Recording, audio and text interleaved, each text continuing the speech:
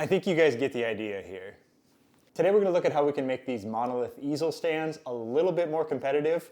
And we're comparing them with, the solid steel SS6. That one comes in at $649 a pair. This monolith is roughly $260 retail for the pair, but at the moment of filming is actually down to $160. So that's a huge difference. And when we're talking that much difference, you could easily apply that money to something like speakers, amp, streamer, something that's likely going to make a lot bigger difference in your audio performance in your space. So while I do really like the solid steel stands and I think they're awesome and constructed really well, these are what we're working with today, and we're going to see how close we can get something like this to a performance of that. Basically, we don't have it here to compare it, but we can look at the features that the solid steel offers and try to match them with something like this, coming in at a lot less.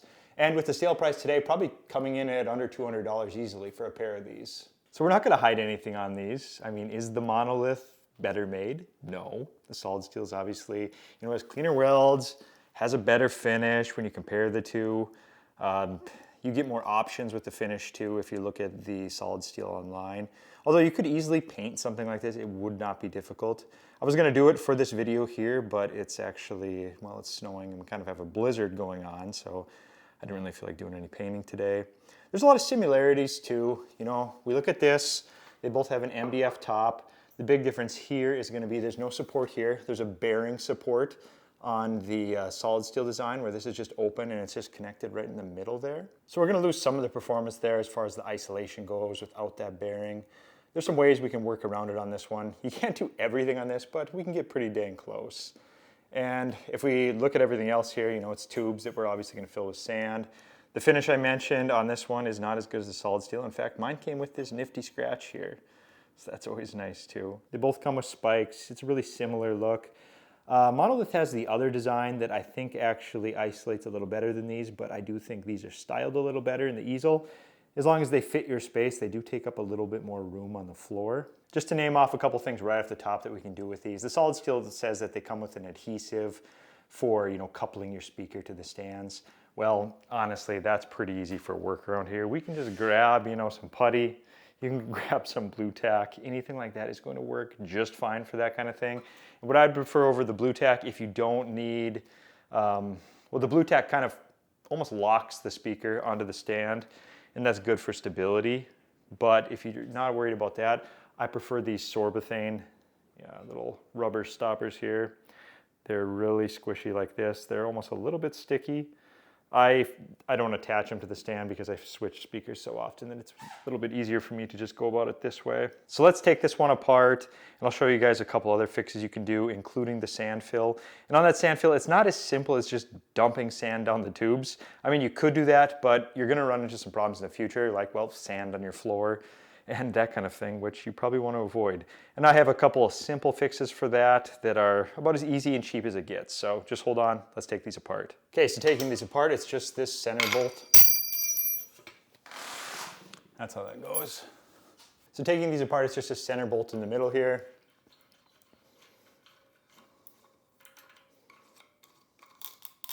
Give you guys a little closer look at this. It's just a simple painted MDF panel here. If you wanted, you could, cut something out of hardwood and make something that looks a little bit better.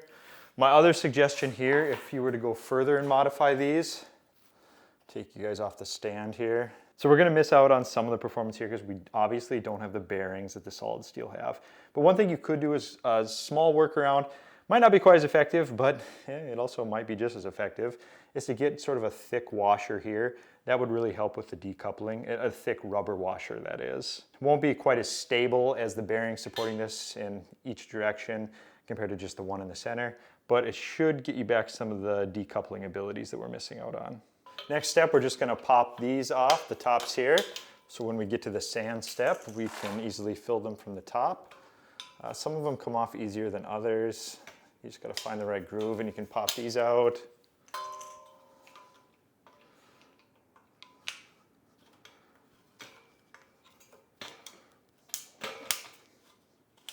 If they won't come, give them a little twist. So then it just looks like a hollow tube there. We're not gonna be able to fill sand with any of these areas on this because, there's holes on the bottom of these and these welds are open. So The only areas that we're actually going to be looking to fill with sand are the main tubes. It gets a little bit more complicated, and this is one of the things I wanted to show you guys. I actually put the top back on because I need this to be a little bit more stable to show you guys the next steps here. So the bottom, I have a feeling this part is not quite as nice as what's on the solid steel, but it works after we make a little bit of a modification here. So we'll get all three of these off, then I'll give you guys a closer look at what we're dealing with here. It's a spacer here, which won't really seal things up that well. Washer and a spike. And then you can use this nut to set your height and lock it into place. The problem here is if you were to pour sand down this, the sand is obviously going to make its way out of all the small cracks and stuff in that spacer, and it's going to come out these 4 holes. It's also even going to come through where the spike is in because the thread is pretty loose there. So we have a couple workarounds that are really easy, and I'll show you guys what I do in this case. Now back to taking the top. Oh my gosh. Now we're taking the top off again. See how many times I go back and forth on that. So what I actually use on these is a small garbage bag to seal these up. And before you think that's too weird, just hear me out for a second. I'll show you what I mean after I put this in. Use a screwdriver, a dowel in this case, whatever you got laying around to push this down to the bottom. So now when we look at it, there's a separate compartment for the spike to actually go into here. So the spike can go into here and it's not going to be interrupted by the sand at all. The sand's never going to make contact with the threads. It's not going to come through the hole. It's not going to leak on your floor if you want to make adjustments to your height or if you want to change it out to something other than a spike. The spike is going to be separated from the sand. The sand's going to be separated from this whole compartment. And we're going to take this a step further and we're going to fill this, the 4 holes in the outside here, we're going to fill those with silicone just to make sure. But everything should be sealed up really well like this, and I'll demonstrate it after I get filled with sand. It's not going to leak.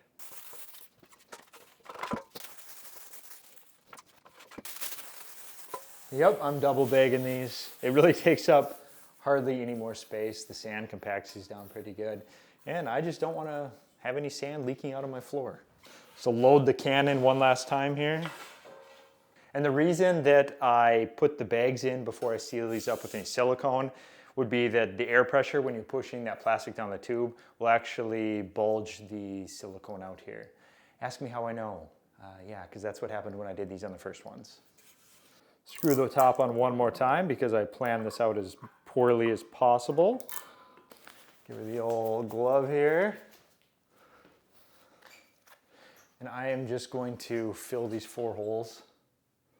You don't have to worry about being too clean here. It's not going to be visible. Put this down so I can do it a little bit easier. Then I'll show you guys the finished messy result. Messy but functional result. If you get a little bit in the hole with the thread, it's not going to be the end of the world. It's going to thread right through this stuff. But just try to avoid it if you can. This step probably isn't even necessary in a lot of cases, but it's just another thing that can make sure that you're not going to have sand on your floor and any kind of leaks. And as for what sand you're using, make sure that you purchase audiophile sand only with the finest crystals, or get it at Lowe's or Home Depot for, you know, a few bucks a bag. That works just as good. There. So now we have all of the 4 holes sealed up on the outside and the middle is still open, and you can kind of see the plastic bag in there too. So now we'll take the top off for the 47th time, and then we will fill it with sand. It doesn't have to be quite this long doing this project, but when you film anything for things like YouTube, pretty much every project you do takes about twice or 3 times as long. What we're going to use is a simple funnel. If you don't have one of these, you can pick it up, Amazon, Home Depot, probably like $3. I would advise not using this same one to fill your oil after this, or at least cleaning it out. Engines tend to not like sand.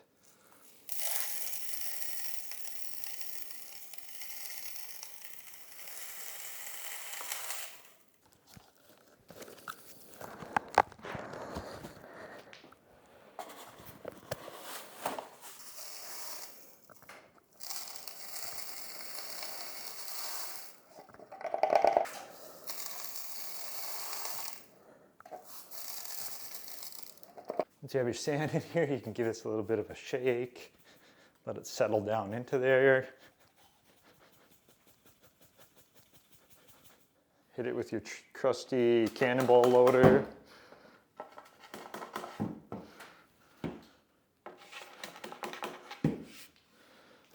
And you guys can just top off every one.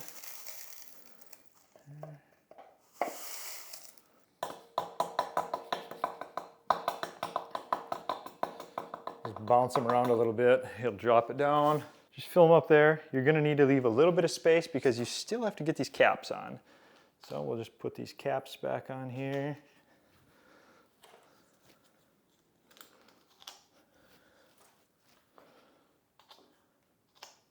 Now for the test, we're gonna see if this leaks. I promised you guys it wouldn't, so I guess the pressure's on.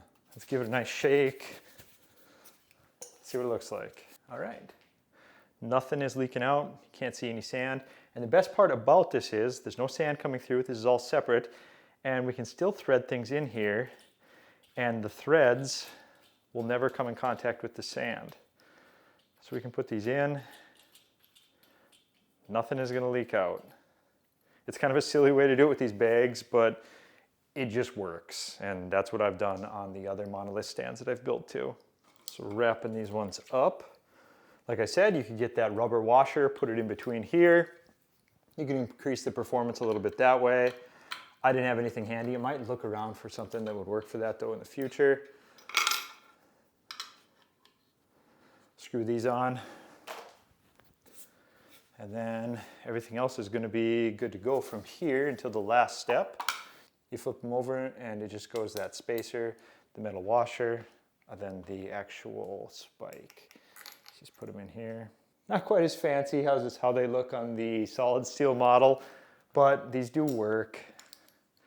You're going to get close in the performance, especially with some of these additions. If you were to just use these straight out of the box, I would say they're pretty noisy. As you heard at the beginning of this video, they really ring. So with just this minor little change, adding, the sand, it makes a big difference, and I think it's worth it. I would say you probably come close to doubling the weight on these once you're done. And then to wrap it up, like I said, like I have on this other one here, you'd want to put something like these sorbethane little pads here. They are great for speaker decoupling. They basically eat vibrations. Another option would be to go with something like a piece of cork. So you get cork, you cut it to the right shape, you put it on here. You can even get kind that has a 3M adhesive on the back so it'll stay on there. That's another good option for anything between the speaker and the stand itself. So that'll do it. I think these are a really good option if you're looking for something in the budget realm and you want this type of easel look similar to the solid steel. The solid steel ones are really nice, and it's the way that I would go if I had the option and budget didn't come into play on this one. Beyond this, the only thing I would really probably do here is I would get the discs for your spikes if you're going to have these going into like a hardwood floor. If they're going into carpet or a rug, you're fine just keeping the spikes though. And really, after that, you can just use these as you want and they should be good to go. They're going to keep up with any of the high dollar stands. As far as these stands versus the other monoliths that I've actually done a video on my page as well, if you want to go back and look at that, that has the 4 pillars. Those ones are much heavier than this, probably close to double because they hold a lot more sand and they tend to isolate a little bit better.